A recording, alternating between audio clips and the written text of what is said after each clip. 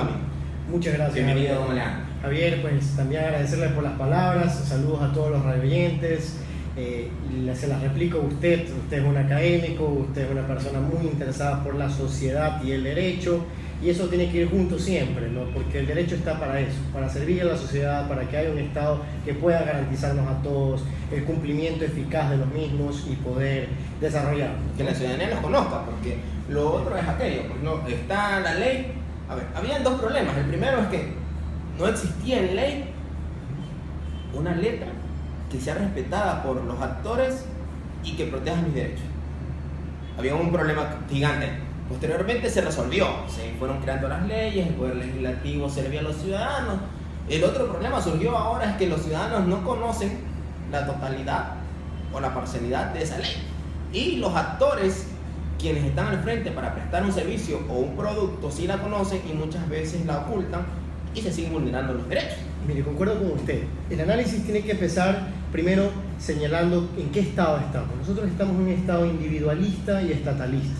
Para no aburrir a la ciudadanía, ¿qué quiere decir esto? Individualista, que la soberanía, el poder radica en la sociedad, en el pueblo. Y estatalista, que hay instituciones que deben garantizar a la ciudadanía el cumplimiento de sus derechos. Ahora bien, instituciones entendiéndose los que participan en esas instituciones. Todos los servidores públicos que representan a las instituciones y la institución como tal. Desde el presidente hasta el servidor público de servicios. Hasta el servidor público de servicios, así es. Ahora bien, desde el 2008 tenemos un Estado constitucional de derechos. Un Estado en el cual tiene que prevalecer la democracia y hay garantías jurisdiccionales que, valga la redundancia, garantizan el eficaz cumplimiento de los derechos. ¿Qué quiere decir esto? Nosotros ya superamos ese Estado legalista, como usted bien decía, ese Estado de democracia representativa, donde nosotros solo íbamos a ejercer el voto y nada más. Okay. Ahora estamos en una evolución, un paso más allá, donde hay una democracia directa, con los mecanismos de democracia silla vacía, etcétera, que todavía no están tan desarrollados como deberían. Uno, y dos, donde la supremacía de la Constitución debe prevalecer sobre todo acto que hacen los servidores públicos, como usted dice, desde el presidente hasta el servidor público, digamos, de menor escala en cuanto al rango que tienen como servidores públicos, pero que igual tienen una importancia grandísima, porque ellos pueden garantizar el derecho. Y de hecho, ellos son los que están más cercanos a los ciudadanos, muy específicamente en las alcaldías y las prefecturas, porque son ellos quienes reciben a los ciudadanos en primera instancia y posteriormente se elevan a las instituciones que a bien tenga la ley prever. Por eso, para mí el fin fundamental que tiene que tener la Constitución y el respeto de los administradores de justicia es la seguridad ciudadana, entendiéndose así como el desarrollo que puede tener la ciudadanía, la sociedad, en cuanto a su vida digna, en cuanto a su vida con respeto a los derechos. Los derechos sociales, sobre todo, como usted bien decía, el derecho a la universidad, que es al estudio, el derecho a la salud, el derecho a la vivienda, etcétera. Esos derechos sociales, que para eso está el Estado, para garantizar ese tipo de derechos. 3 de la tarde con 42 minutos, 2 de la tarde con 42 minutos en las Islas Galápagos. Estamos conversando con el abogado Alejandro Vanegas, máster en Derecho Constitucional, quien ahora nos está dando un abreboca del sistema jurídico vigente. Dicho eso, don Alejandro, en un paréntesis, felicitaciones, porque comenzamos por el micrófono por este nuevo logro académico, y le deseo desde ya, y de paso no le deseo, le exhorto a que continúe el doctorado. Sin duda alguna nos vamos a ver por allí en alguna que otra sesión, porque el derecho impulsa hacia eso, pero sobre todo los ciudadanos impulsan a que nosotros desde nuestros espacios recibamos. Muchísimas gracias, y bueno, siguiendo su ejemplo, espero también próximamente ser doctor en jurisprudencia, doctor en Derecho, y junto a usted poder también estar disertando aquí en calidad de doctor. Adelante. De hecho, me hizo acordar ahora el foro que se está preparando, que me conversaba de reformas al Código de la Niñez y Adolescencia. Vamos a estar golpeando las puertas allá en la Comisión de Justicia y Estructura del Estado de la Asamblea Nacional para poder compartir justamente este pensar que tiene corte ciudadano, que no tiene corte político, que no tiene corte de tipo subjetivo, sino que busca alimentar de mayor manera esa normativa que muy probablemente a nosotros también seamos susceptibles de ella. Sí, mire, yo por ejemplo en cuanto a la comisión, se invitó al comunicador Bushman hace un par de semanas. Aplaudo porque él es un padre de familia que tuvo una separación con su madre. Sí, estuvo en Quito, ¿no? y pues él tiene una parte importante para poder aportar. Pero nosotros también, como juristas, como conocedores de derecho, litigantes de todos los días. Exacto, porque nosotros vemos en la práctica las circunstancias que suceden. No solo letra muerta, sino letra que tiene que ser practicada. Y por ese motivo nosotros podemos dar un aporte importantísimo al foro y a cuanto a la reforma, ¿no? Sin duda alguna, y de paso, posteriormente lo vamos a compartir acá, porque el foro se va a quedar corto. Seguro, Y acá vamos a tener un amplio espacio para poder difundir de manera técnica y de manera adecuada, y conforme el tiempo lo demande, aquellos temas que son de interés ciudadano muy especialmente. Don Alejandro, le vi que la semana pasada estaba emprendiendo una campaña ciudadana, insisto, ciudadana de aquí, desde Bajo la Lupa, impulsamos las virtudes ciudadanas de hombres y mujeres que se sientan, donde ahora me acompaña Alejandro, y que buscan construir a la sociedad.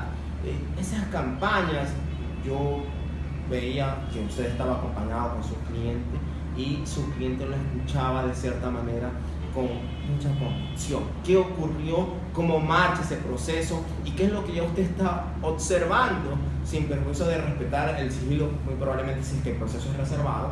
¿Qué es lo que usted ya ha observado que se está dando y que muy probablemente, bendito no sé, se está dando en otros casos? Mire, justamente con el inicio de la entrevista, estamos en un Estado constitucional de derechos.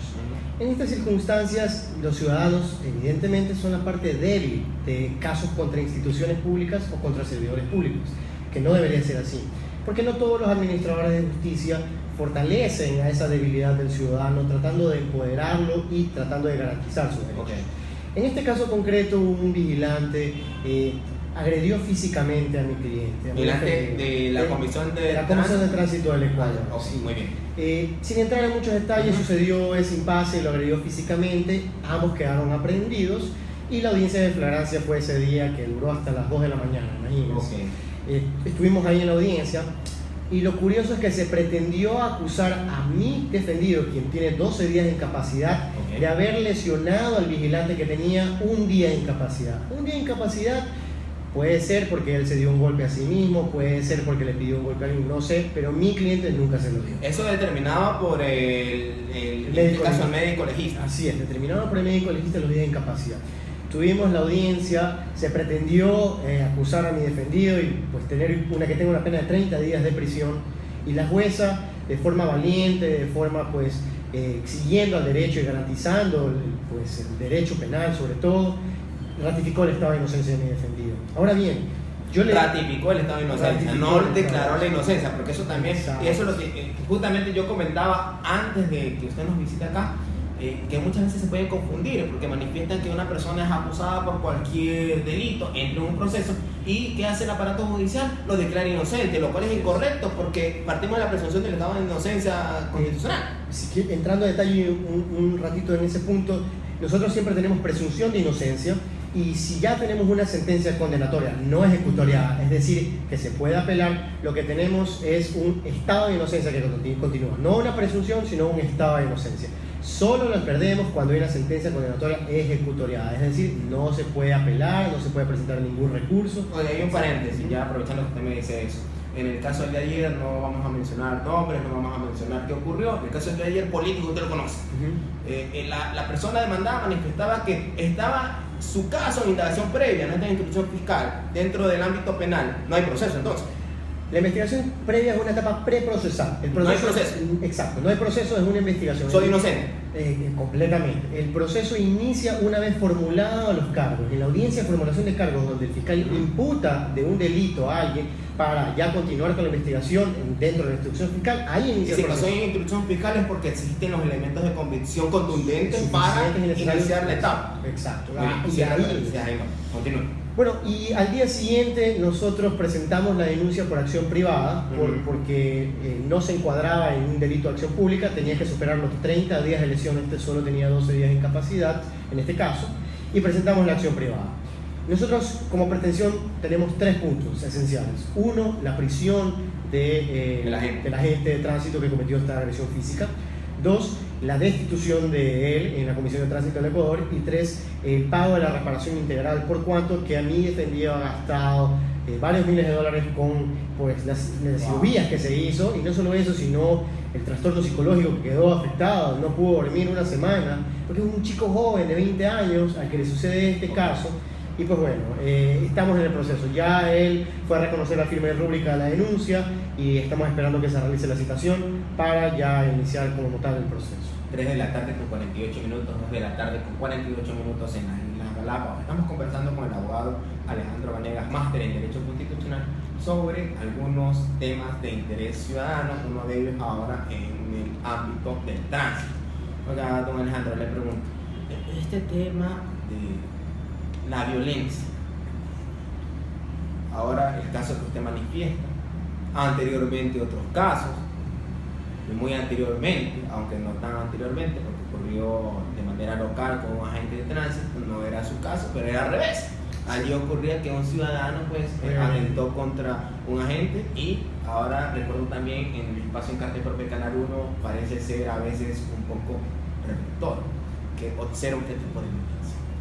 ¿Por qué parte la violencia? ¿Qué mueve al ciudadano desde cualquier punto de vista, sea de la parte de la agencia o sea de la parte ciudadana, a tener esa conducta? Y mucho más si es que usted observa que está frente o está dentro de una máquina que mañana más tarde de pronto, y muy probablemente, bendito Dios, usted no, a ver, el derecho manifiesta que usted no sale con esa máquina acosada, pero puede acosar. Sí, mire, ahí le reitero lo de seguridad ciudadana. Eso es lo que tiene que el Estado conseguir. ¿Cómo conseguir eso? Políticas públicas fuertes, y también hacer un análisis estadístico para ver cómo evolucionan esas políticas públicas, si las decisiones que están tomando son acertadas o no. Por ejemplo, el caso del grupo de la comunidad LGBTI. En buena hora, en la casa presidencial se pusieron los colores LGBTI. Acá también. Y acá también, en varias partes del Ecuador. Bonito y pues ayuda al derecho y a la comunidad. No es suficiente. No es suficiente en absoluto. ¿Por qué motivo? Porque no hay políticas públicas para erradicar primero el discrimen que existe en esta sociedad, que es una sociedad machista. Y ahora no solo contra la comunidad LGBTI, la comunidad femenina. La comunidad femenina que gana un 30% menos que en el salario en cuanto a los hombres. Ahí ya veo una inequidad que afecta gravemente. La comunidad femenina donde se ve afectada que trabaja las 8 horas y cuando llega al hogar tiene que trabajar 3 horas más. ¿Trabajar por qué? Porque tiene que hacer la carne, la comida, el pollo del esposo, tiene que educar a los hijos, tiene que cambiarlos, porque ese es el trabajo que ella se dedica. Entonces, la mujer... Y si es que duerme. Exacto, entonces la mujer no trabaja 8 horas, sino 10 horas. Y aparte de eso, gana un 30% menos que el hombre. Ahí está la inequidad. Ahí empieza ya una violencia económica, violencia física, psicológica, violencia sexual. Ya, esa violencia, ¿cómo la ataco desde el punto de vista estatal? O me vuelvo muy coercitivo, o me vuelvo, mejor digo yo, más formador de virtudes, para que mañana más tarde lo coercitivo no sea necesario. Recuerdo las palabras del doctor Ernesto Pazmiño, que en un momento manifestaba que el COIP buscaba moldear conductas. ¿Se han quedado cortas esas conductas que el COIP buscaba moldear? No solo el COIP, sino el derecho en general trata de direccionar a la sociedad hacia un camino, hacia lo que debe ser, que pretende la ley y la norma. Yo considero que las políticas públicas para erradicar la violencia no han sido necesarias, y nuestra sociedad todavía no está lo suficientemente educada para hacer... Falta formación. Formación de respeto a los valores. No educación ya superior o de otra índole, sino de valores. Valores de respeto al prójimo, de respeto al tercero. ¿Quién de esos valores si en la casa no está presente? Exacto. Y ahí es donde empieza la casa, donde empieza el hogar de cada uno. De ahí las comunidades locales. Las comunidades locales son importantísimos. Cantones pequeños, como Yaguachi, como Nepal, o sea que no son de la magnitud de Guayaquil. Ahí uno... Las juntas parroquiales. Las juntas parroquiales también. Ahí es donde uno tiene que fortalecer esas comunidades locales y tratar de que haya equidad de género, que no haya discrimen por raza, por religión, por tantas índoles que tenemos de diferencia. Ahí es donde uno tiene que hacer. Y de ahí la estadística interinstitucional, la estadística entre el Estado. Otro punto importante, la corresponsabilidad. Porque no es solo decir el Estado tiene que darme todo y yo no hago nada. Paternalismo. Exacto, sino nosotros en el hogar, nosotros como sociedad y el Estado. Esa corresponsabilidad, esos 3 círculos y 3 esferas tienen que estar conectados con un fin, que es erradicar la violencia mediante que no haya discrimen, mediante que no haya violencia física, psicológica y cualquier otra índole. 3 de la tarde con 53 minutos. Don Alejandro, ¿cómo impulso desde el derecho esa formación en virtudes? Lo que tampoco se trata, como usted lo manifestaba, del Estado de ser paternalista, y están todas las normativas presentes y resulta que solamente me vuelvo es prácticamente ofrecedor de normativas y sigue habiendo casos. Y entonces, en general estamos hablando, comienzo a ajustar las normativas y siguen dándose los casos y el ajuste no funciona, son muy coercitivos y no funciona. Exacto, por ejemplo en el femicidio, que no se ha radicado en absoluto y continúa. ¿Cómo? Primero, legitimando las instituciones del Estado, en mi opinión, y es creyendo en el sistema de justicia, creyendo que uno pone una denuncia y esta va a ser investigada a fondo y la persona de ser culpable va a ser sancionada y sentenciada como debe ser. O sea, eliminar los cucos en la justicia. Exacto, eliminar el que sabes que no sigue un proceso porque toma mucho tiempo, que porque falta celeridad, porque hay mucha corrupción, porque no hay personas preparadas en ciertos casos. O el otro mito que decía, que voy presento un proceso y resulta que lo que yo voy a gastar en ese proceso va a resultar muy alto frente a lo que estoy exigiendo. Exacto, y que no voy a poder percibir ni recuperar mediante una reparación integral o una indemnización en campo civil. Esa legitimación que tiene que tener el Estado, la administración de justicia, las instituciones, es el primer bastión para poder hacer un Estado fuerte y un Estado en el cual la ciudadanía cree. La ciudadanía en la actualidad no en su mayoría cree en las instituciones del Estado y peor en la administración de justicia. Se ha erradicado un poco eso, pero todavía falta mucho camino por recorrer. Y yo considero que eso tiene que ser un primer paso. El poder confiar en el servidor público, en el policía, en el agente de tránsito, en los administradores de justicia, en los operadores de las instituciones públicas. Confiar en ellos, confiar en que ellos van a hacer su labor con altura, con respeto y con educación. El alcalde de Nebot manifestaba hace unos días y le tocó el tema de las motos. Tengo un abogado, litigador, y por eso se lo tomo, porque muy probablemente entre sus clientes o observan con sus colegas. Yo discrepaba con el alcalde de Nebot porque indicaba que el problema de las motos es por un cuello de botella en las políticas de seguridad. Yo decía, y yo le repliqué, que por más que nosotros tengamos el mejor sistema de seguridad, similar al inglés, si yo no tengo virtudes ciudadanas, será la eficiencia a la baja. ¿No me puede decir? Yo respecto al criterio del alcalde, no lo comparto. Él lo que pretende es un derecho penal del enemigo. ¿Qué es un derecho penal del enemigo?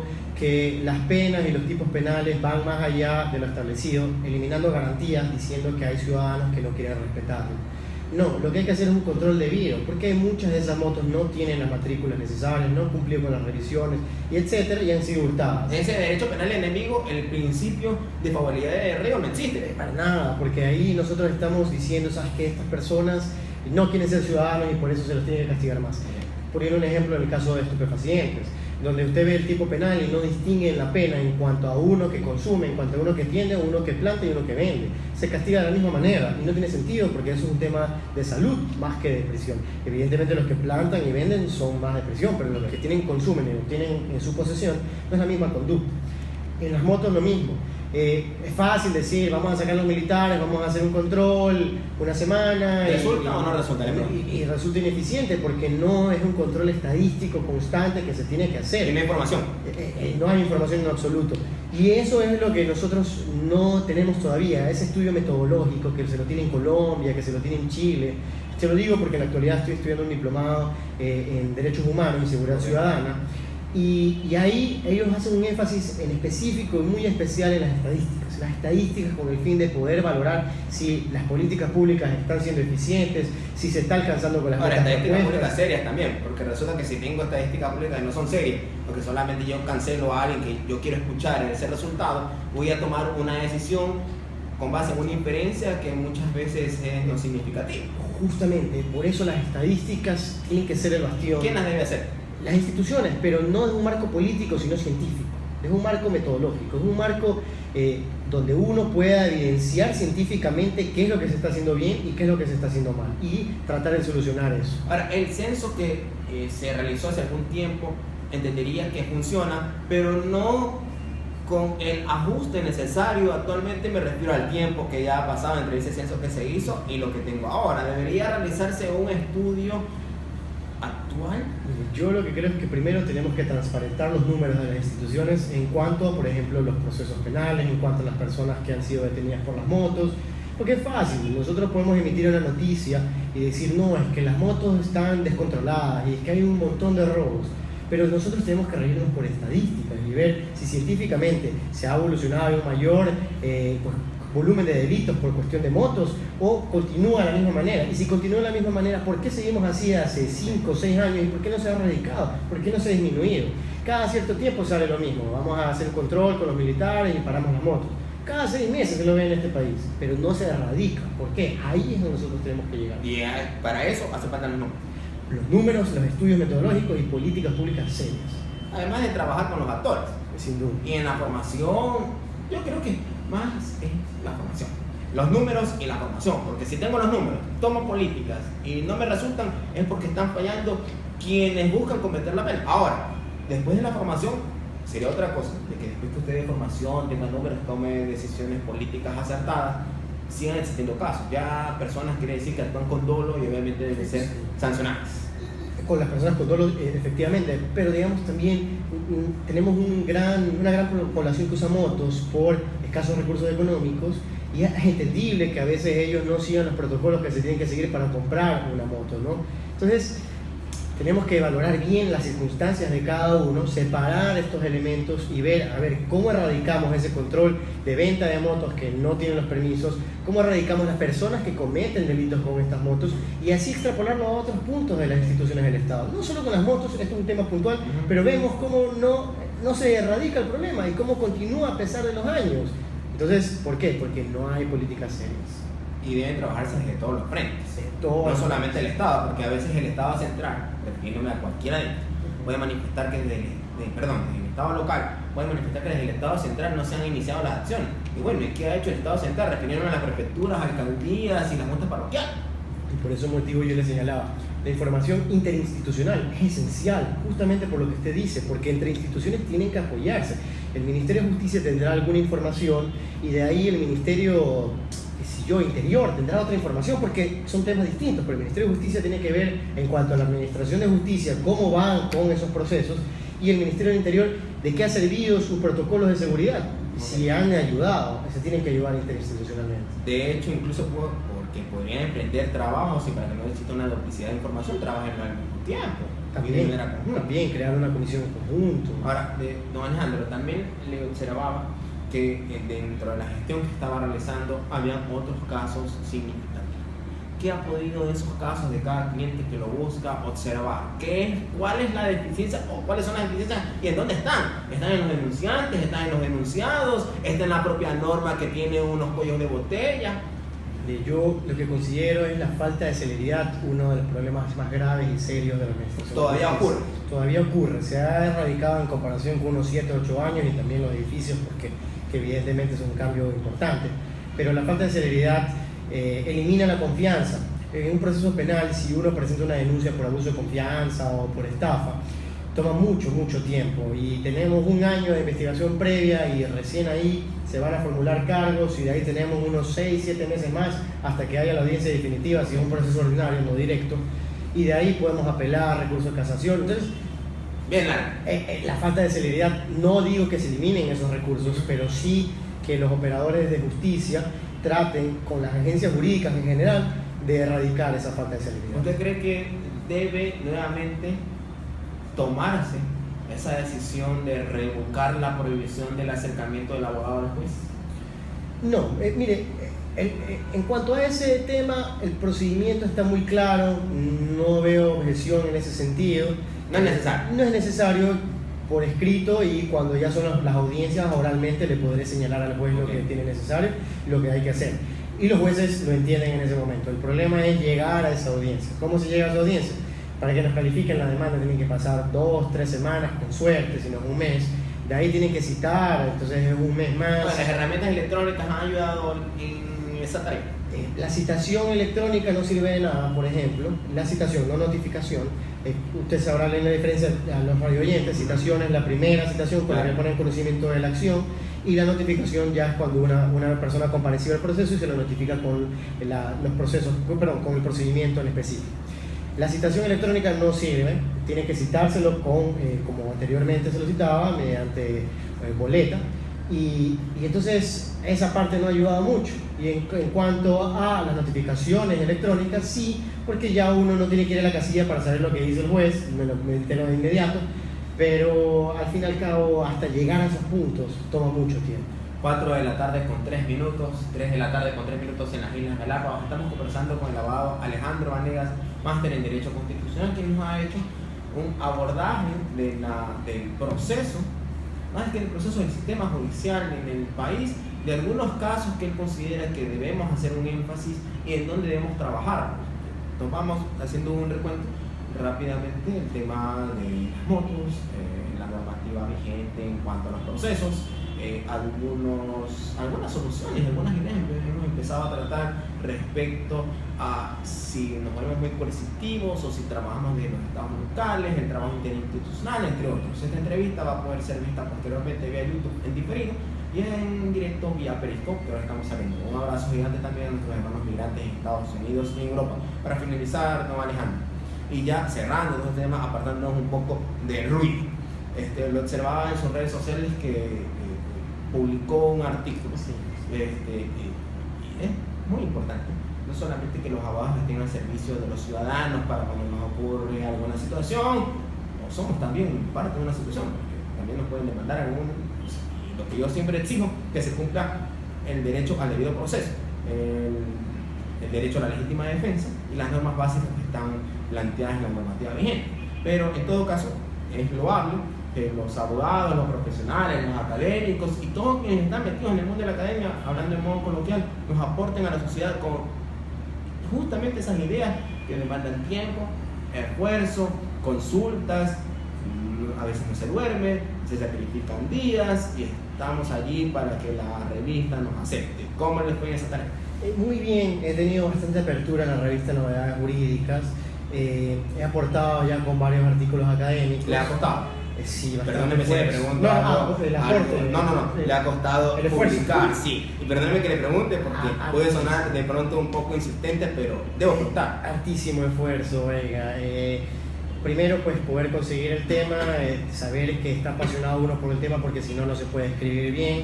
Y luego la investigación que se tiene que hacer, porque esto no es de opiniones, sino que es un artículo académico y tengo que pues recopilar y copiar bastante información. Como profesor decía, para opiniones escribo un editorial. Exacto, y aquí pues yo escribo artículos académicos serios. Este de aquí, por ejemplo, era protección penal de los animales en el Ecuador, es un campo que no se ha tratado mucho, que se lo trata de forma apasionada, no científica también, como le he comentado en toda esta entrevista.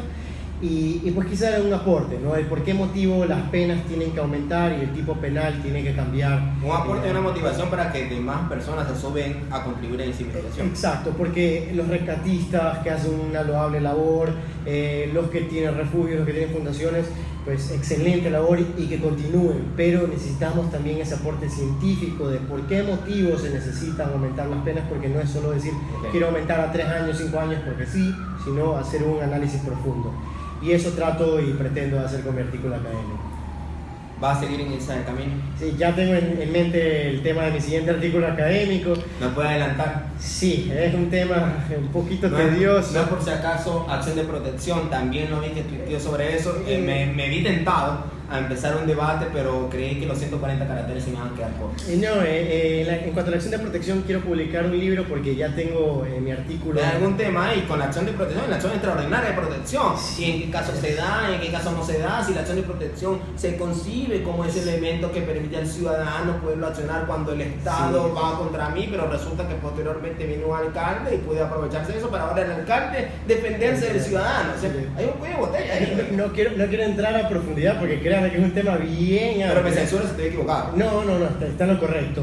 Pero mi paper académico pues del grado de magíster lo quiero publicar en un libro, quiero ampliarlo y pues, espero con la Universidad de Especialidades de Espíritu Santo poder hacer un libro en ese sentido. Y en cuanto a mi artículo siguiente que quiero escribir, es si la Corte Constitucional mediante una sentencia puede cambiar la interpretación de una regla constitucional. Eso con relación a lo que estábamos hablando en la entrevista anterior sobre el Código de la Niñez y Adolescencia, ¿o no? relacionado por ahí, pero quiero irme más allá y quiero irme a, por ejemplo, la comunidad LGBTI. Si la Corte Constitucional podría cambiar y aprobar el matrimonio igualitario. En ese caso, ahora, perdóname si soy un poco audaz y para no extendernos en el tiempo, terminando esta entrevista, entendería que los jueces constitucionales son las máximas autoridades que pueden interpretar la norma. Y si el legislador tiene un concepto, el juez constitucional como que me marca la bruja y le dice, coge por este rumbo, la respuesta como que conduciría a ser positiva si es que no existen corrientes académicas que me digan lo contrario. Sí, a ver, sí en cuanto a los derechos, porque los derechos son progresivos. Lo que hemos ganado en derechos no lo podemos perder. Pero no en cuanto a lo orgánico, porque lo orgánico tiene que ser decidido por la ciudadanía. Porque es el poder soberano, porque es el poder constituyente. El poder constituido nunca puede ir por el poder constituyente que somos nosotros.